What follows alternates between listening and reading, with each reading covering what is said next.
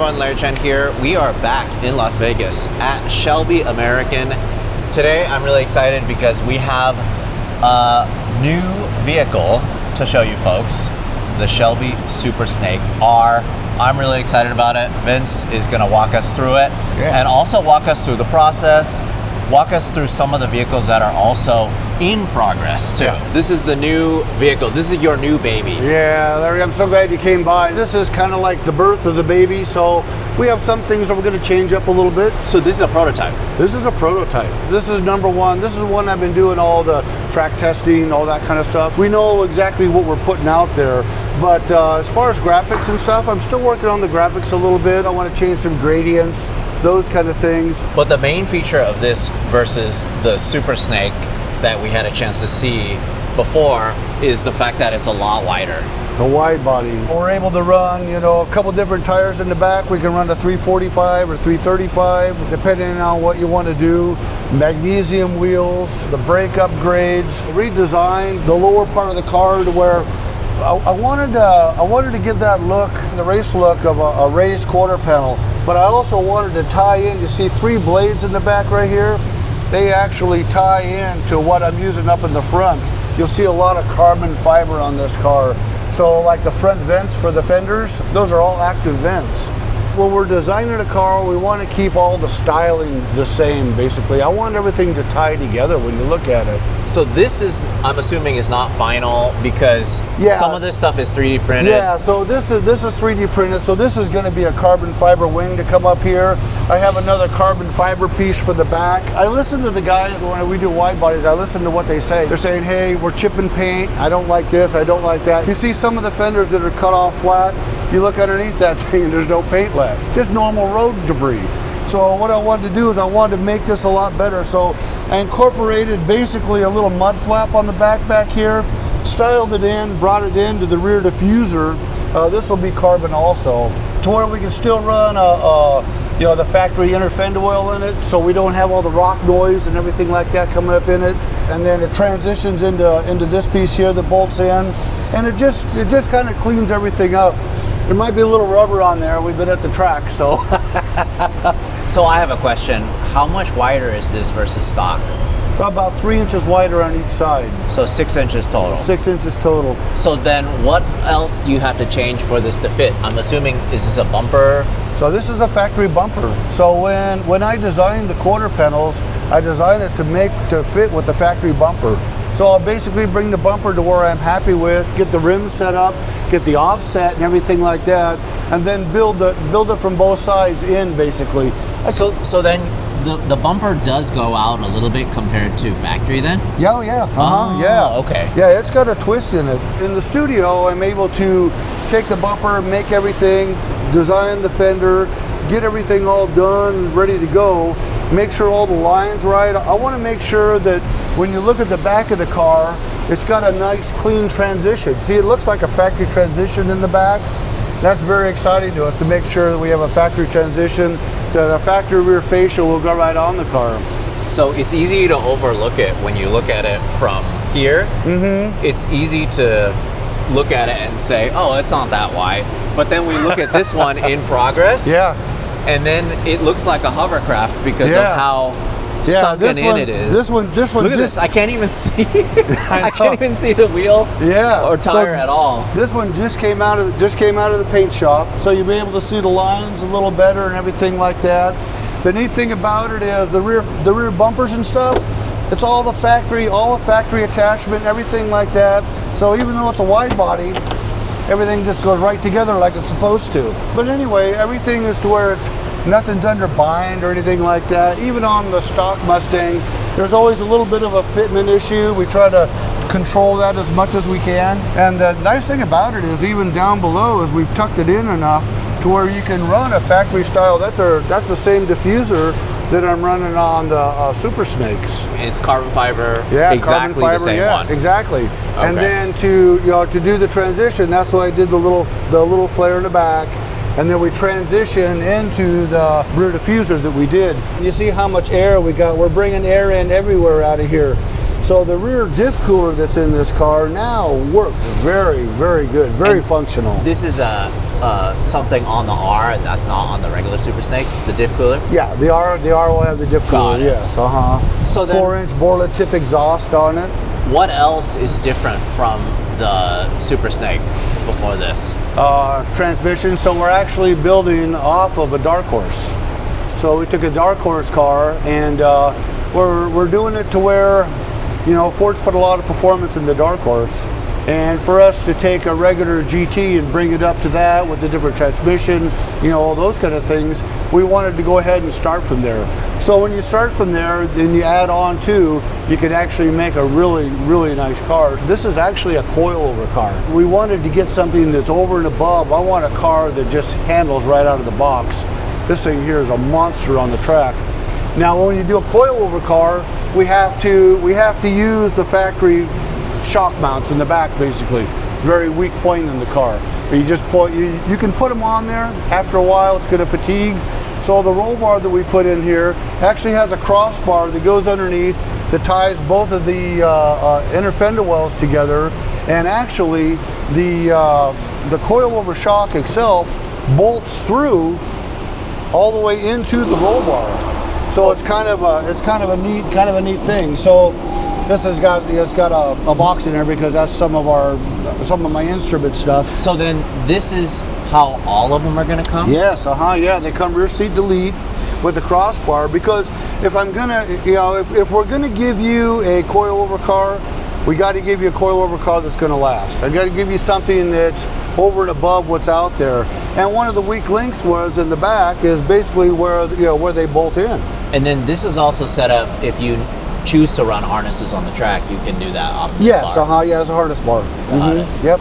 Let's talk about the other differences. I'm assuming the winging is different. Yes. So what we did is we went ahead and did different pedestals on the wing. We wanted to bring it up and get it more in the air. The other car, the wing sat down a little bit higher on a regular Super Snake. It sets down along the rear deck lid, and that way, everything's a little better gas mileage, not as aggressive. We went a little more aggressive with this, a little more angle on the wing.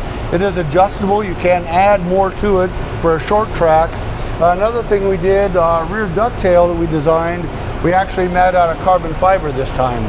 So it kind of ties it together. So that's what we decided to go ahead when we did the striping on it. We wanted to go from the color of the car and go ahead and transition into this carbon fiber. When you put a carbon fiber piece on the car, sometimes it has that drastic change between color and carbon. You know, I wanted to mellow that out. So we did it with the stripe. So then are you able to get this vehicle without any of this graphics if you choose? Yes, if you choose. We also have the traditional Super Snake striping. So there's a lot of people that are going to want it. This isn't for everybody, but I want to give them the option. This car here, you put a number on this car. By the time the graphics are all done exactly the way we want, it's a mean looking car. And you know what? It doesn't only look awesome, it performs awesome. These are magnesium wheels. Another thing we do is the front rotors. We wanted to update the front rotors on it. You'll see Shelby rotors on here. So we went ahead and we updated the rotors on the car. The brakes and the pads and everything like that were fine. You know, the Brimbos that come on the car are very good system. But we wanted a little better cooling. So we went ahead and did a little bit better design rotor on the car. And then what's different on the front end? So on the front end, we went ahead, since we picked the wing up, we gave you a little more down in the back. We needed to give you a little more down in the front. So I did a bigger splitter, longer support rods in the front. Another thing we did is we added carbon fiber here. These are all carbon fiber inlets on the side, carbon fiber inlets down here on the bottom. And then just kind of dress the car up a little bit. When you get into a performance car and you start adding the little bits, you want to add a little bit here, a little bit there. I left a little bit of room, so you can still add a few things in. But the way we designed the car, we have so much carbon in the car, we really had to add all the bits in there to make it all right. So is this different from the Super Snake also? No. This would be the same as the Super Snake. Got it. Carbon. We give you carbon on the Super Snake also. Is it going to sit this low? Like, is this like ride height? So this car here is a little bit lower than what the standard car will be. The reason is because right now I'm working on double checking inner fender well clearance. I'm double checking the front end clearance. So I want to be able to, a lot of people like to put their cars way down low because it's a cool look. Doesn't handle the best down there, but I want to be able to make the car to where it handles down there. And not only that, I don't want to have any rubbing problems or anything like that. So when I'm testing the car, I want to make sure that it's, you know, down as low as we can get to where the car still works comfortably. So 305s in the front. Yep. 345s in the back. Yeah, 335s in the back on this one. Okay, 335s. Yeah. You can run 45s if you like. We like to run 35s. Saves you a little bit of money. Not only that, it's not that big a difference in tread. When you get 13 inches of tire on the ground, it's another half inch isn't going to make a big difference. I thought this is really cool. So you have like a safety. Yeah, it's a safety latch on these here. How much is changed from the Super Snake? So from the Super Snake, we run the same style blower. We are going to change up a few things. We are going to give you more horsepower, so you're going to be right around 850 plus on this one here, which is really exciting. Just give you a little bit more. Another thing you see is the suspension system, caster camber plates, full race system on this car to where you can put whatever you want in here. As you can tell right now, I got a lot of front end put in this car, but it's a big car. And it handles like a little car. It really does. It handles like a light car. If you put the front end correctly on the car, you know, you run the right tires on the car, it's very, very exciting out there on the track. Is the exhaust different? We run we do change the exhaust a little bit different on the SSRs.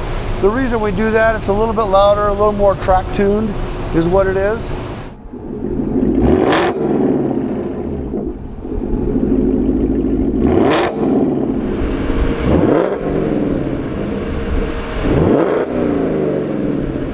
It's still a 50 state legal setup, but some California tracks are gonna give you a hard time. It's kind of like the 500, you know. You gotta leave the exhaust closed sometimes when you go by the lady. Yeah.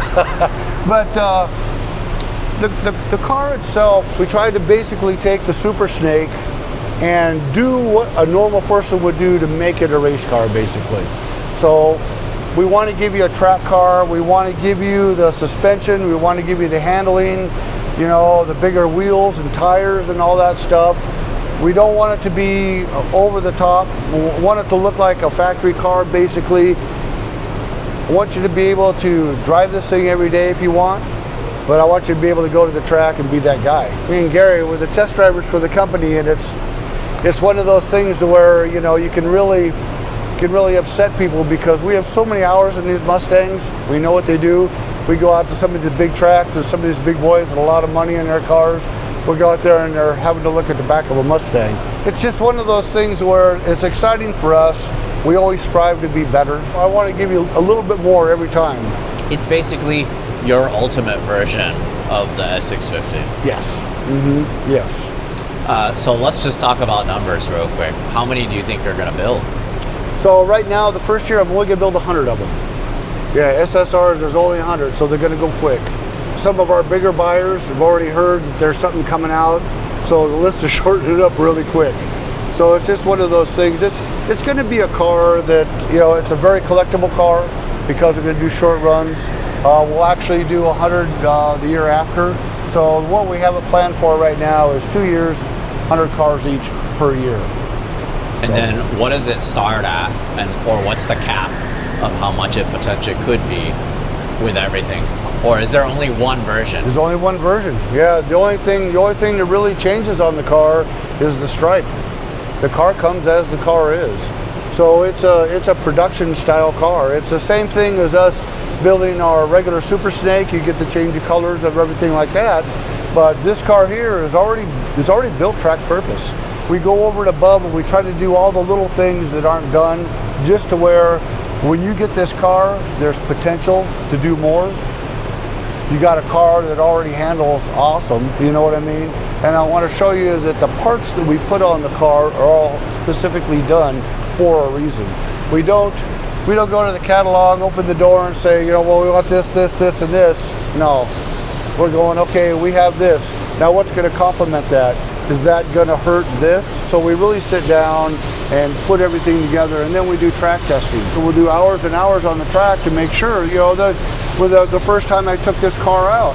You know, I found a couple things right off the bat. So those kind of things, you just keep it out, just keep making it better, better, and better. The longer we run the car, the deeper we get into it, a couple things we're finding. You know what I mean? But we'll address those things. So how much is this gonna go for? This car is probably gonna be right around 220. Yeah, so for a car that's track capable, 850 plus, you can drive it on the street, you can drive it to the track. You can go to, you know, any super speedway, you can run them on the road courses, you can take it and do small track stuff in a parking lot, everything like that, very well-rounded car. Drive to the event, drive back home. You know, it's one of those cars. So that's what we want to do. We want to give you a very well-rounded car, something the mama can take out and have a great day in. Tell you what, a lot of mamas are better than dads on the track. And it comes with a warranty. You get it from the Ford dealership. Yep. Just like any other Ford. Just like any, yeah. You buy them through your Ford dealership, 3-year, 35,000 on the motor. Everything else is covered under warranty. All the suspension, everything like that, we cover everything on the car. So it's a full warranty car. Let's go ahead and check out your workshop because I know there's a couple more cars in progress there. And then maybe you can show us some of the development parts. Yep. All right, let's check it out. All right. So this is like your man cave within a man cave. Like because this is the ultimate man cave already. This is unauthorized personnel beyond this point. None. You see a lot of stuff kind of piled around. It's because it's new things that we're trying. It's new things we're developing. You know. And then you have some old things too. Yeah, as well. Just some old toys. Yeah, old toys to play with. But that's your race car. Yeah, that's just one of the little weekend warriors, something to play with. So Formula V, and then this is the Daytona Coupe. So this is my this car here. This is the neat thing about this car here is I have a couple partners in this car because to get this car was expensive. All the cars have a CSX number. Carroll had the first CSX number, CSX 2000. This is CSX 9999 right there. This is the This is the last 4-digit. So Carroll had the first 4-digit number. I have the last 4-digit number. Dude, that is so cool. Yeah, so it's like the bookend, you know what I mean? Dude, that's and awesome. To be able to work with Carroll and know how he is and know everything about him is just an honor and a blessing to be even part of this car. Wait, you know? Is this street legal? Yeah, street legal car. Mm-hmm. Yeah. You gotta have some balls to drive this on the street. Yeah. Could you imagine driving this down the strip? I'm assuming you have. No, actually, the only time I take it out is when I have the racetrack to myself. I go out and just do a couple laps just to keep some fuel running through it. Just because, you know, I mean, this car, I mean, it's got everything. I mean, look, even the doors inside are polished, you know? Oh, it's so crazy. Yeah. I couldn't imagine how many man hours went into building this. A lot of hours. But it really is like a mirror. Every panel is so shiny. Yeah, these are all hand-formed aluminum cards. It's a little dusty because it's been sitting back here. I also just wanted to point out this hammer that you guys use. This is a lead hammer, right? Yeah, it's my knockoff hammer. So when you there's nothing left. This is how we get the knockoffs off right there.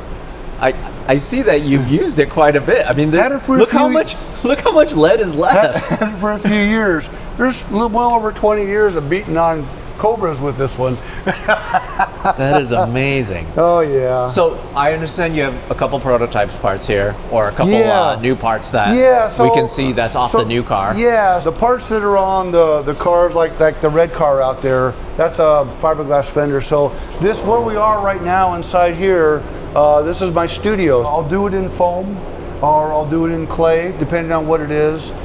Get it all done, get it all formed up, then I'll go ahead and do the body work on it, go ahead and paint it, and then go ahead and scan it. And then after I'm done, I'll go ahead and pop a mold off the car, we'll make actual parts, we'll put them on the car. That's what's on the car there, the first handmade parts basically.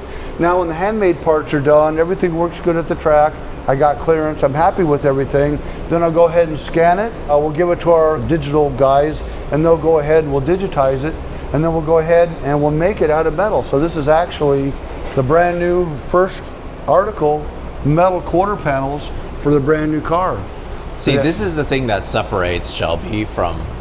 Shelby is like you said, it's a big name, little company, but it's also a tuning shop, like a hot rod shop. Yeah. But you guys are taking it to the next level. Instead of making fiberglass or carbon fenders, these are metal stamped fenders. Like it takes so much to develop something just for just a few cars. It takes all the factory attachments, everything like that. So when it goes on the car, it just glues on the car. We use a 2-part epoxy to put everything together. This metal is exactly the same metal that they use on the quarter panel. So heat expansion and contraction and stuff like that is exactly the same. So you don't get the cracking and everything like that. And we found with the metal fenders, it just makes it so much nicer. It's just a cleaner system, and it's more like factory. The nice part about it is there's very minimal body work. We do a 3-inch bodywork line on the perimeter, and that's about it. And you can see I don't touch the door jambs, so I never have any door jamb problems or it's sticking out or bondo cracking or anything like that. I've been in the industry my whole life, and I know what works and what doesn't work. So we're at a point now to where we can actually, when we design things, we design all that kind of stuff into it to where we don't have a problem with anything. We want to make it as easy as possible. Another thing I want to point out, since we're looking at things, if you look at the rockers, we make our own rockers. We make everything, and look at it, it's all factory attachments, everything factory in the factory places. So when we make a rocker, it isn't just some fiberglass piece we throw together. It's a solid piece, just like a factory piece would be. On the Super Snake, when we designed these at the beginning, changed the design of it so the actual Super Snake looked like a wide body. Now being able to do the wide body, we'll be able to change things over, and we're finally where we want to be. So you can see now this one here that we're doing, we're actually doing it with the traditional stripe on this one here. I like this a lot. Yeah, I think this is super cool. Yeah, this is nice. If it's possible for it to be subtle at all, not really subtle, exactly. This is really cool. Yeah, so that's what we want to do. So I'll do a red one, and I'll do a charcoal one with the race style livery on it, and then we'll do a black one and a white one with this here. So I'll probably do a silver stripe on the black one. We'll get that up. Are these fenders on here metal, or are these still fiberglass? These are still glass ones on this one here. Yeah. Got it. So then, are any of the prototype ones that you're building, will they have metal, or are they all the next one? Actually, the first Super Snake that I built, it's already run its course. Basically, everything is done on that car. So that one will be brought back here, and that'll be the first one to get metal quarter panels on. When we're looking at these cars, I'm out on the track, and we're seeing how different things are.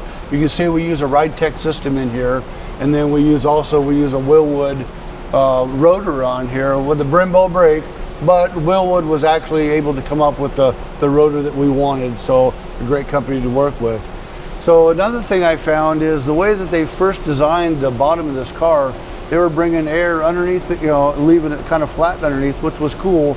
But the problem is under race load on track, I wasn't getting enough cooling from my pan. I needed get a little something moving on the pan. So I remade the bottom pan here, put an upside down NACA duct in it, and we're actually pulling in air here to where we're actually cooling the oil pan now. So now we're getting a little bit more cooling underneath the car, and it doesn't disrupt it enough. I'm not pulling enough air to hurt anything, but yet I'm pulling enough air to where I'm actually cooling down the steering rack, cooling down the oil pan, those kind of things. So, and this is, you can see how nice the new splitter that's underneath here. We make all new panels underneath here, so everything looks factory. Because it is factory. It is factory. Yeah, we built it, but right. But that's the whole thing.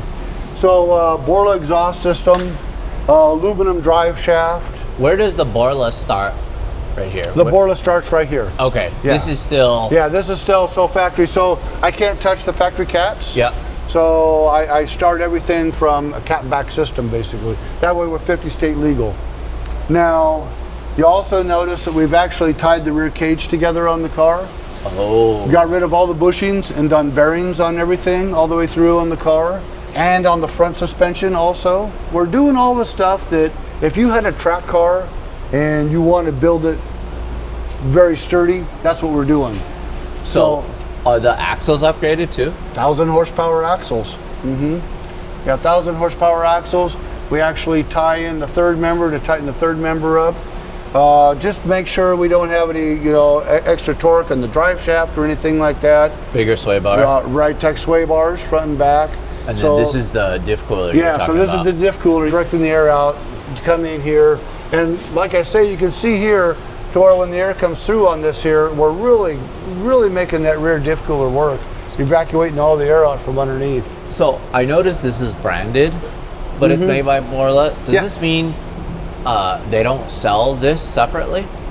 You can buy the Shelby exhaust system separately. Oh, okay. Yeah. Okay. But I'm saying, like, you can't just buy the regular Borla exhaust. It's like it's specially designed. This is designed for Shelby's. Got it. Yeah. So what we do is we work with Borla. We have a certain tone that we want every time. We have to be 50 state legal. So there's a lot of things that go into it. So some of these cars. Don't mistake. Like, I don't want anybody to think that because it's 50 state legal, it's not loud, because it's very loud and it sounds really good. Very loud car. It's very loud. It's a very I can loud attest car. to that. Yeah. Okay, so this is what you're talking about in terms of the reinforcement, because now the load is not here. Exactly. It's here. Exactly. Which is why you have to tie it into the chassis. So you're taking where you're normally loading everything here, now you're putting on a piece of metal up here on the top. So it has this. So what we had to do is we went ahead and with these bolts here go all the way through the roll bar, all the way into the roll bar, and then tie into a cross member that goes across the back of the car. That tightens up both of those, plus it also tightens up to the front. So it's taken that back end and really stiffened everything up. So now your shock adjustments, everything like that, you can actually work with it, you know what I mean, get it dialed in. We will be offering different style springs, those kind of things, but right now, I think we have a package that works real well. So we're still dialing in a couple little things, but we're real happy with the way everything's going together right now. Does it come with different pads? No, actually the pads that came on the Dark Horse are very good pads. So the first pads you run on it will be the factory pads. You can upgrade them. So then, question for you, you're saying that it has the stock liner? Yeah. Then so what fills the gap? When the quarter panel comes out, it takes the lower and everything and brings it out farther. You know what I mean? You can see the difference that we have here. So we do a rubber seal that goes on there, and then we use the stock liner on the inside, and then made a piece that went in over the top right here, and this will set inside here. This one here, this is a prototype one, so it doesn't have the lip on it. But anyway, it has a lip that'll go ahead and fill this area right here, fills everything up, and just kind of seals everything off back here. So it just cleans everything up, makes it look nice. One thing that I love doing every time I come here, it really is just a giant tuning shop. Yeah. But I wanted to walk the line, see what you guys have in production. Yeah. There's always certain fun little special things sprinkled all around. So let's take a look at some of the cars that are being built right now. Yeah. We're doing the wide bodies on the new cars. Now some of the older cars, the KRs, this is GT500 KR. You can see how the wide body on this one here just really changes the look of the car. This is one of the only cars you can actually bring us. This is my favorite. Yeah, this is my favorite part. The way the gas door opens up so it doesn't hit the corner. Wait a minute, so then what about the new one? It was exactly the same. Oh. Yeah. And this is actually the... it's on this side. Yeah, this one doesn't have one on it. Does it? No, it doesn't have one on it yet. Okay. But see, so here's what the deal is see how thick it is here? When it starts coming out, that's why we had to do that. So I'd never bring the quarter panel out farther than the gas lid will allow. Basically the gas door will allow. On this one here, I don't have it painted. It's still, because it's a prototype car. But you can kind of see that when we bring this one out, it just slides back nice and comes in. The factory cap is here. The unit goes on the factory cap. But a lot of the cars, when they do a wide body, you always see a big teardrop right here in the front. And that's why, because the gas door won't open. This is one of those things where it's such a simple solution, but nobody else has done it. Yeah, well, I can't bring myself to put a teardrop in a quarter panel you just built. You want to have it exact as factory as possible. That's why I say we strive to make things as factory as possible. this is kind of the wide body area right here. So we just tore one down. It just went into the shop to get wide bodied. This one here just got put back together. So these are all getting ready to go across the street and get dialed in, cleaned up, ready to go. It's kind of fun when you walk the line because you really get to see some of the things that we, that we do that's different than what everybody else does. You ever seen a Code Red? No. So here's a Code Red. This is our twin turbo. Same thing, all tied together in the back, tied together suspensions.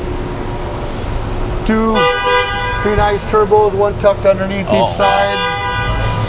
So these very, very fast car. This is the only turbocharged, the only straight line car that we do, basically.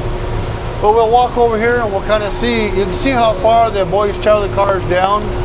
They're tore, they'll tear them all the way down. Wait, are these going to be Super Snakes? These are all Super Snakes. Okay. Yeah, so these are all Super Snakes. So this one here, you can see he's already starting to tear everything down. It'll all get new struts, everything like that. So see this right here? This is where the factory puts the PCM on these cars. Right on the inside of the fender well. Wasn't allowed, I couldn't really access anything here. I couldn't put any coolers or anything. But see how we've relocated it. We moved it over out of the way. So what that did is it opened up about a 5-inch by 8-inch area right here that we could actually run coolers in there. So, little engineering things like that really change a lot on the car. Wait, so this is the way it is on the R also then? It's the way it is on the R also, okay. Yeah. When you see the struts that go up through, they're not just going up through and sticking in the plastic. There's a bracket that bolts on here and bolts underneath. So a nice strong bracket that actually screws up into, so you have an actual brace up there. So it's very important that everything is done that way. These are all new cars starting to come in right now. Can I just point this out here? Yeah. This is hilarious to me. Yeah.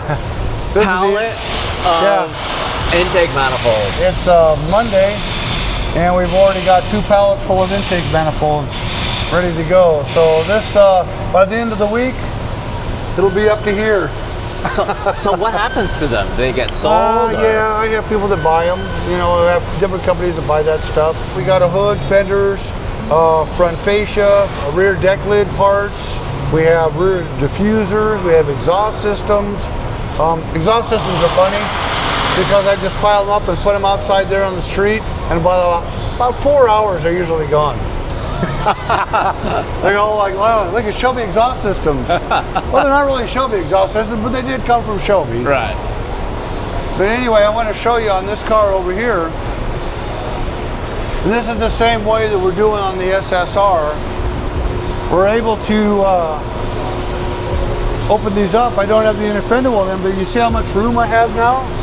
And then we did this nice aluminum cover that goes over the PCM. And then if you look on the back side here, see it's got a nice rubber flap that covers over the back of it, everything like that. And the reason is we redesigned all the inner fender wells on these cars because we're running 305s in the front. I want to make sure that we have enough turn in and everything like that on the car. When the tire goes all the way up in the fender, I don't want it rubbing the stock inner fender well, and that's what a lot of people have problems with. Not only that, I wanted it to be able to vent. So on a factory car, the only one that's vented is the driver's side. On our car, both sides are vented. So we've actually remolded, redesigned, and made our own inner fender wells, just like a factory inner fender well. Same material, everything like that. So you look underneath the car, it looks factory. But you can see it's been modified to where it's got more room for turn in, where this would normally come out across and down. So we got more room for turn in. We have venting that happens on it, the stock factory brake ducts still go into it. So a lot of really neat things, all the factory attachments. This is so funny that this is the most not sexy part of the car. Yeah. But you put so much effort into figuring out how to improve it because it makes the car better overall. It makes the car better. So it's the little things that really bother people when they pull into their driveway and they hear that tire rub. or they're pulling into a gas station, they got it cranked all the way, and when the car goes up or something, those are little things. So those are the things that I don't want people to have to deal with. When people ask us, you know, why is there so much money involved in a Shelby? It's just a Mustang. This is why.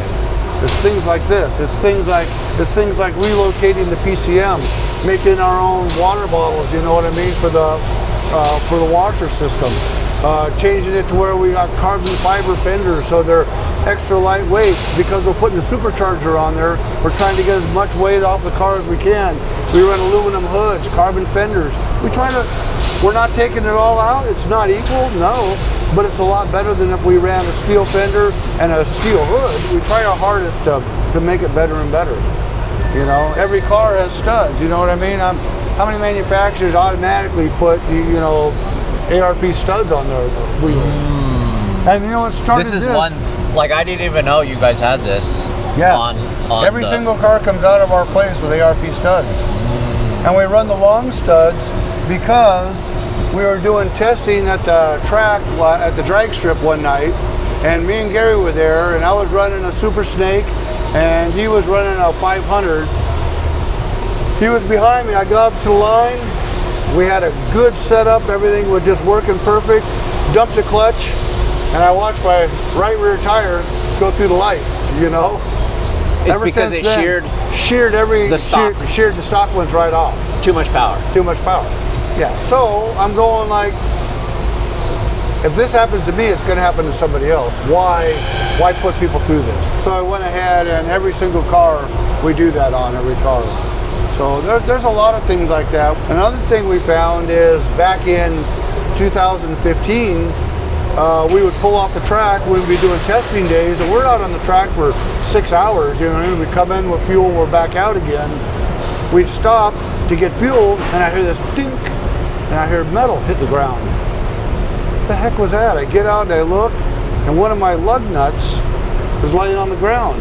And I look, and the heat expansion and contraction actually was breaking the studs. So that's when we said, you know what? We got to do something about that. So, and that was about the same time that we were having problems, you know, breaking rears.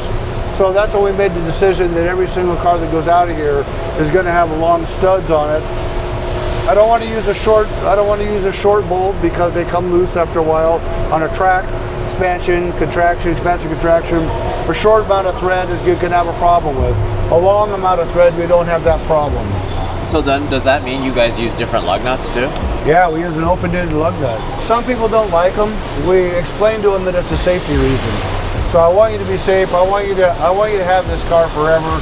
I don't want you to have a problem where a wheel comes loose and you lose everything. The green dot right there, that means the guy came and torqued it. The purple, that means the inspector came by and checked the torque of the guy that put it together. That's that. Any bolt or nut that was put on this car will have the installer and the inspector that came by. And not only that, there's a sheet on every car. So it shows all the way through what was put on the car, what the torque was, who did it, everything like that. So we're just about ready to go to. We have all our scanners up. About a week or so, we'll have the new system up where every single part that goes on the car is scanned and put on the car. We kind of did a little redesign on the back of this, the way we bring air in and stuff. Oh, this is what you were talking about, the rear. Yeah. This is for the diff? Yeah, rear diff coolers, yeah. Got it. So just stuff like that. So it's underneath the car. This is a pretty piece, but it's a nice piece. The pieces that we make for the fillers, very nice, high-end plastic, all factory clips. The neat thing about a Shelby is you can take everything apart, pull all the clips off of it, put all the clips on the Shelby part, and it bolts right up. We have so much content in the car, we want to make sure that everything is basically the way Ford would want to do it. You look underneath, you see the mounts for the wing right there. So it's a nice solid brace that goes all the way up, bolts through. That third bolt that goes up there on the top's got a spacer that has exactly the right width. That go ahead and that'll sandwich it up there. So everything very strong. We try to make everything as strong as possible. Put it in the strongest area of the deck lid also. A lot of thinking goes into it. You know, when you look at the car all around, you think, you know, that's a nice car, but when you really get into it, you go like, man, you know, they've really done a lot. That's one thing I like to explain to people, you know, how much we really do to make it right. And we all stand behind what we do. And these guys here, I got some of the best mechanics in the world here. These guys, you know, I got younger guys working for me, but you know what? They have a passion. And the passion is to put out a perfect car. And the neat thing about it is we take them out to the track. We let them ride in the cars. We let them drive the cars. Let them get the feel for the car so they know what they're building.